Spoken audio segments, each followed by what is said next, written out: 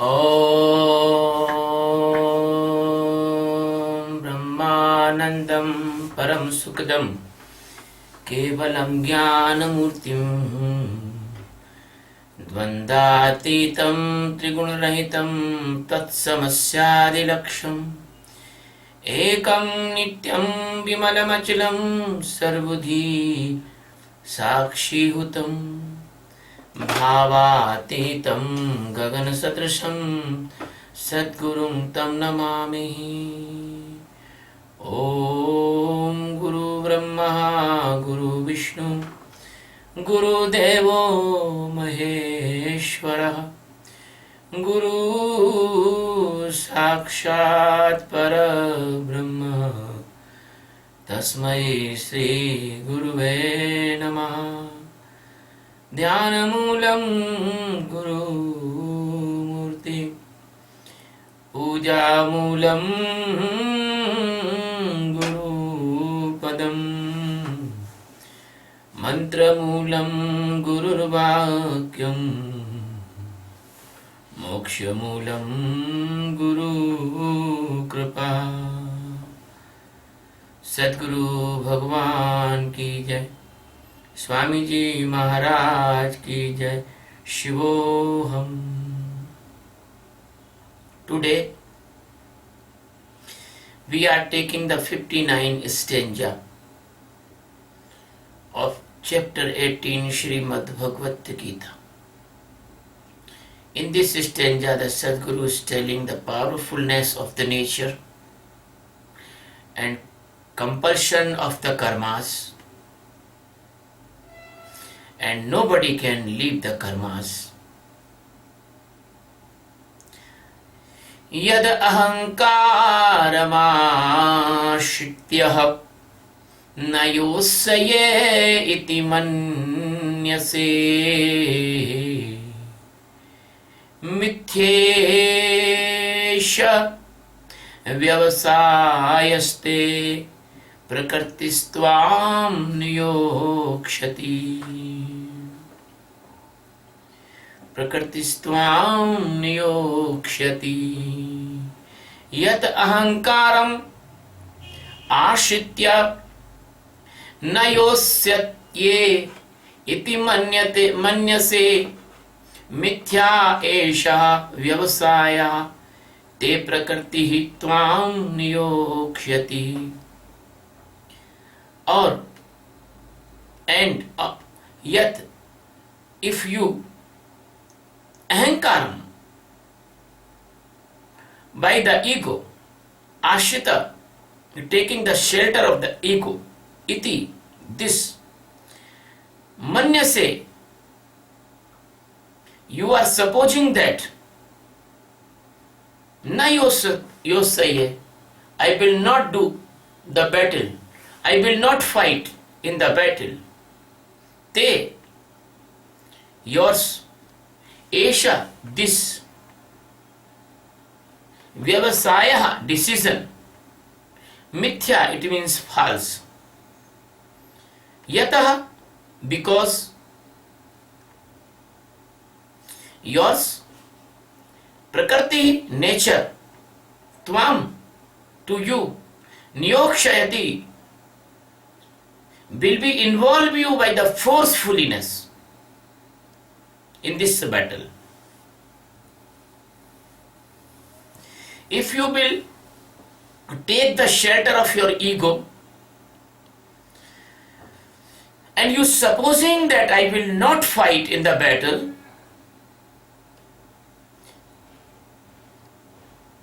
this decision will become wrong, because by the nature of your barriousness, and that nature will involve you by the forcefully in the battle. Sadguru Sachidananda Paramatma, the master of millions galaxies uncountable, and the billions universes, the only and only one consciousness, His presence from particle to the galaxy is similar, equal, uniformal. Even he is not a man or woman, but he is only one consciousness of the world. And millions of the men and women can be float in this consciousness. All the creation and the nature, all the living and the non-living living beings, they are all submerged in this ocean of the consciousness of the existence God. So nothing is remaining beyond the God here.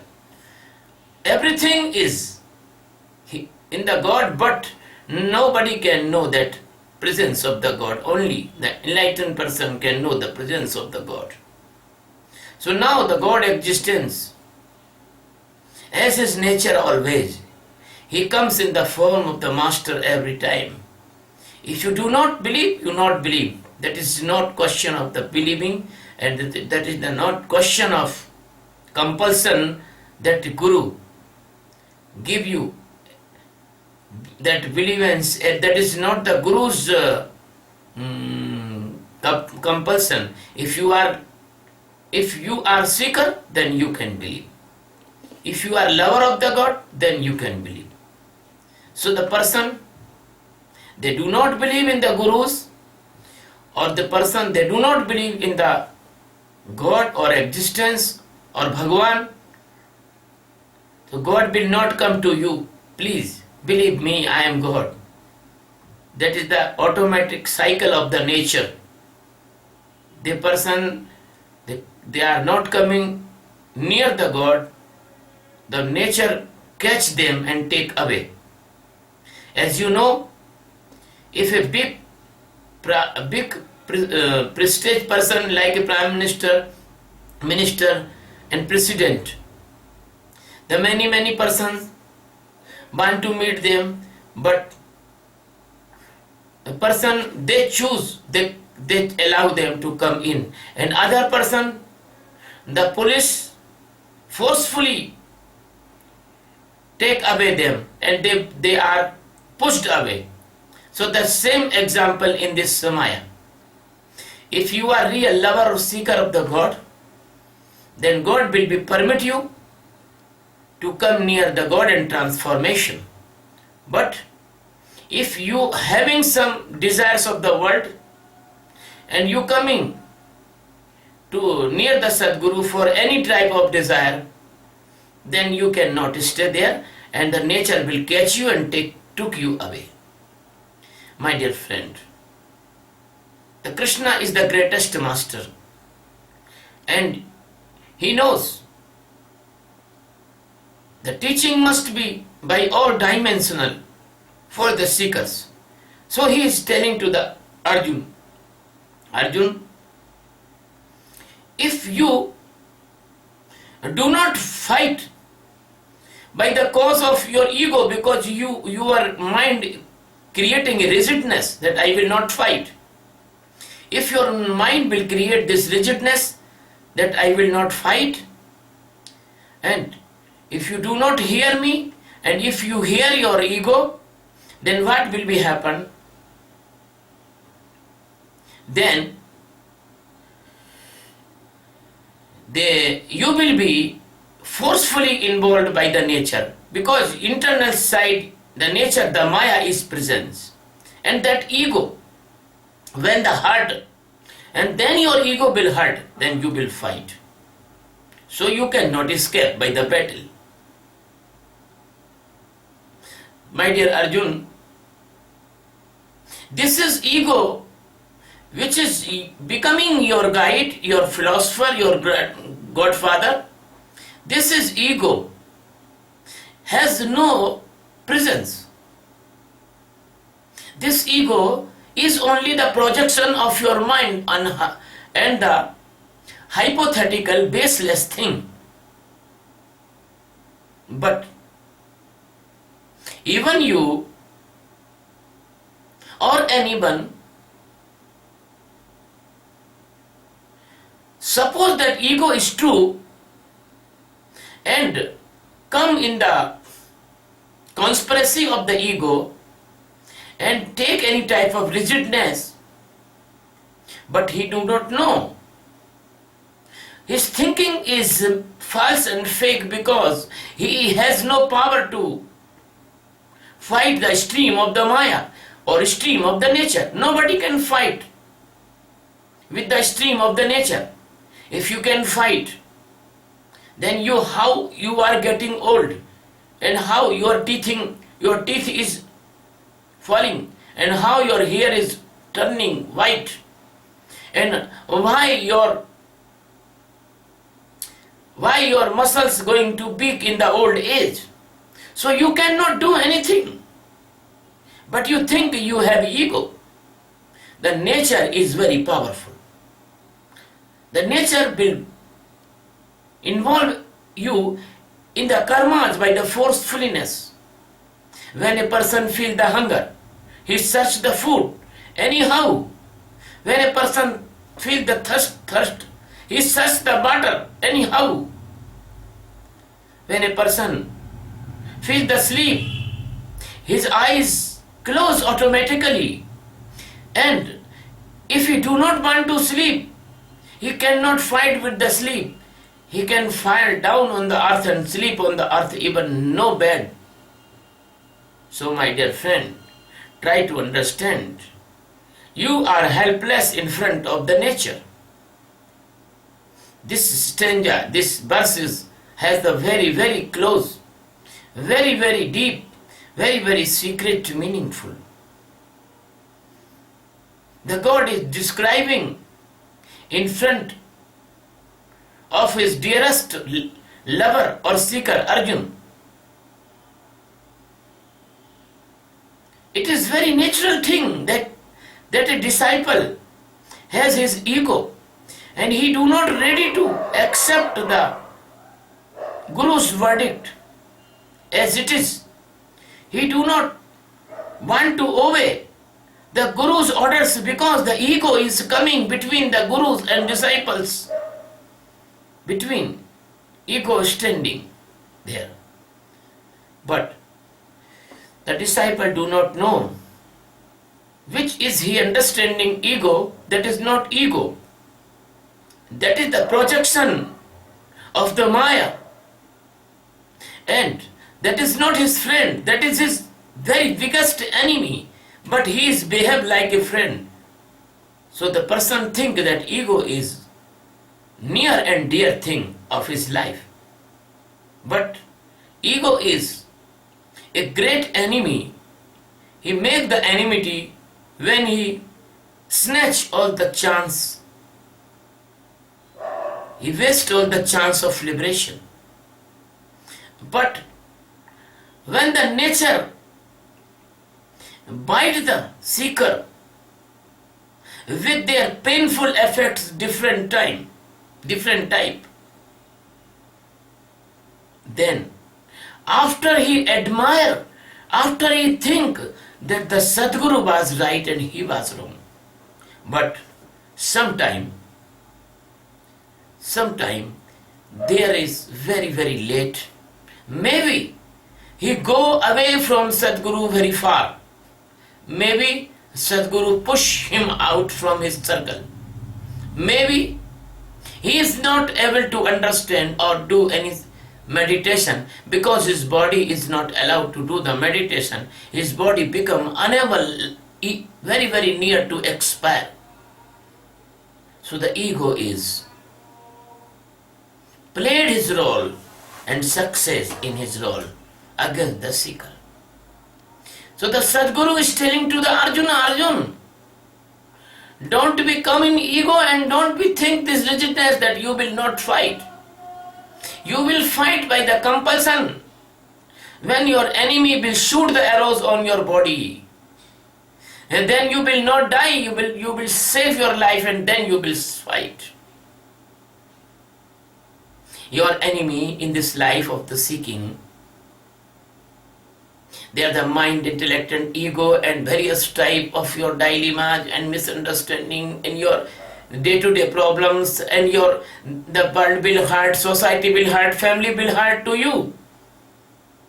And then after you try and you cry and you will remember, oh my dear, Sadguru, where are you? I am very painful.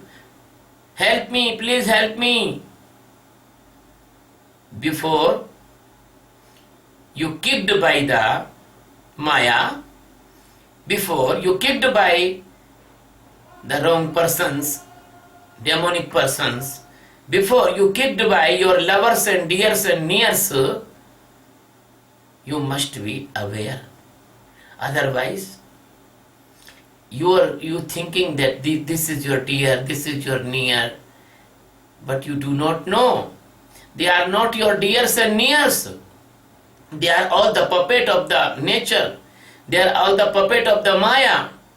They have their own mind, they have their own intellect, they have their own wishes. They are collecting near you for their own selfishness.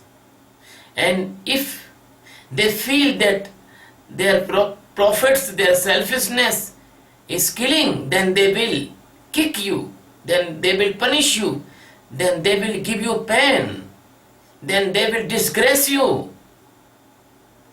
But Sadguru never disgrace you. Sadguru always give you awareness. Sadguru always give you love. And do not think like Arjun. I will not do this, I will not do this. Who are you? The nature is doer, and you are unnecessary involving in the doing of the nature. And if you do not want to karma, involved in the karmas, but your physical body completely in the control of the nature, you do the karmas in the compulsion. When you drink the water, how you do not go to the bathroom? Compulsory you go to the bathroom.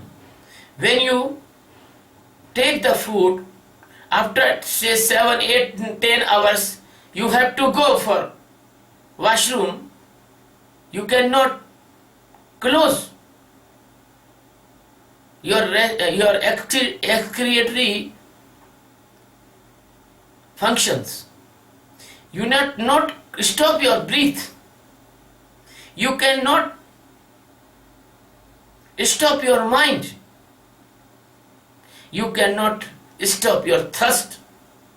So try to understand. This is all doings. Is compulsory. And in this compulsion, and in this busyness, and in this mechanism, you try to know yourself, your real presence, your existence, your pure and purest soul. You are not this type things, but you are thinking.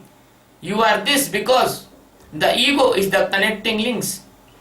Ego is the cementation in you with joining you with the nature, and you think that you are doing. You are not doing. So my dear friend, by this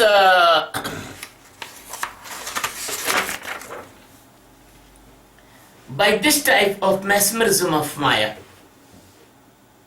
the life has begun. The life is become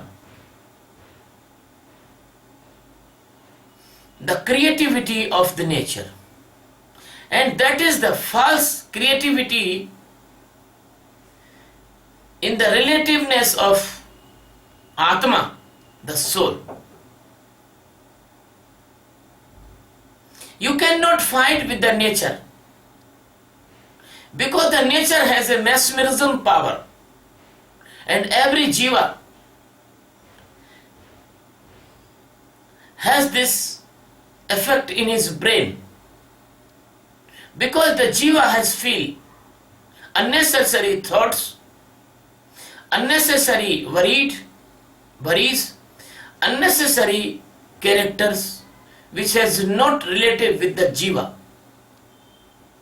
and he is involved in all the karmas, all the activities by the compulsion and the forcefulness of the Maya. And this nature, this Maya, is dancing with the Jiva, and Jiva is dancing with the Maya. So that is the nature of the Arjuna. Arjuna was a warrior. Arjuna was a fighter. Arjuna never stopped himself in the battle. Arjuna cannot beaten by anyone. Arjuna was not beaten by anyone in his whole life, entire life. Arjuna always was the winner. Even a person can see the Arjuna in the anger. The same time Arjuna cut his thought. That was the Arjuna's nature. So the Krishna knows what is the nature of the Arjuna, and Krishna told to the Arjuna, because Arjuna was fighting continuously from his young age, and he never defeated any fighting. So Krishna was already knows his nature, and Krishna was the lover of the Arjuna. The Sadguru is the greatest lover of the disciple, because the Sadguru and disciple, they cannot put in the worldly relations. Your relations is fake and false, because your all relations is relations with the Antakarna, with the mind, intellect, mood and ego. Your no relation is connected with the soul or spirituality. Only the Sadguru is your spiritual relative. So, the Arjuna and Krishna were spiritually related each other, and their consciousness was one. So Krishna was trying to free the consciousness of Arjuna from the Maya. So the Krishna has read already the Antakarana of Arjuna, and now he is telling that fact, Arjuna, you cannot escape by the battle, because your Antakarana will not allow you. That was the last hit, that was the last strike on the mind of the Arjuna. The same thing with the Sadguru. Sadguru knows the nature of disciple. Sadguru knows the Antakarana of disciple. Sadguru knows the disciple is his own consciousness. Sadguru knows the disciple is his own soul. The disciple is not other than Sadguru. The disciple is a part of the Sadguru's soul. So Sadguru try, as he can try, best try, to enlighten disciple, to make disciple's soul pure and purest, and want to submerge in his soul, because the Sadguru is Sachidananda Paramatma. My dear friend, that was the meaning of this stanza, in the brief and the short, and now I want to tell you a very precious message by this discourse. If you want to learn the meditation of awareness, I am already teaching this method of meditation. If you do not want to complete freedom, don't worry. If you do not want to liberation, don't worry. If you do not want to meet existence, don't worry. If you do not want to know Bhagavan, don't worry. But I believe that you want peace. Exactly everyone wants to be peaceful life. I believe that you want the very happy physical body. I want give you this meditation for this also. I know that you want very nice mental health. I know that you do not want to go in the mental hospital, or I know you do not want to depress. You do not want to caught in mania and phobias and any diseases. I know you want to live a peaceful life. I know you do not want to go in the jail by the effect of the hyper angerness, and unknowingly and unconsciously you do not want to do any crime like murder, cutting or fighting. I know your nature is peaceful. You do not want to attack on any woman for sexual harassment. I know. I know that is not your own bill. I know you don't want to be a thief or the black marketeer or the economic criminal. So, I want to save yourself from all these deformities. So I am giving a very precious meditation, all of you. When you do this meditation honestly 3 or 4 months, then all the tension will go away from your life. And you will become peaceful. So what will be happen? Your first desire that you want to live healthy life without any serious diseases. So the tension created diseases will not come in your life and you will be enjoy the healthy life by only this meditation. Very short time meditation and very long time effect. Second thing is that when you will be peaceful and when you will be tensionless, then you can save from the mental diseases, the mania, phobia, anangenia, schizophrenia, and worried, unnecessary, and the depression and the madness. You will be saved. If you do this meditation, you can see and manage your anger, and you will not involve in any violence that is called crime. If you do this meditation, you will see your lust, and you will not involve in the sexual harassment or insulting behavior with the women. If you do this meditation, then you will not involve in the greediness and you will not take robbery and you will not do any economic crime. My dear friend, if many person will adopt this meditation and they will become the physically, mentally, emotionally and economically strong and very well, then what will happen? Then happen, this world will be the world of the peaceful and tensionless person's home, shelter.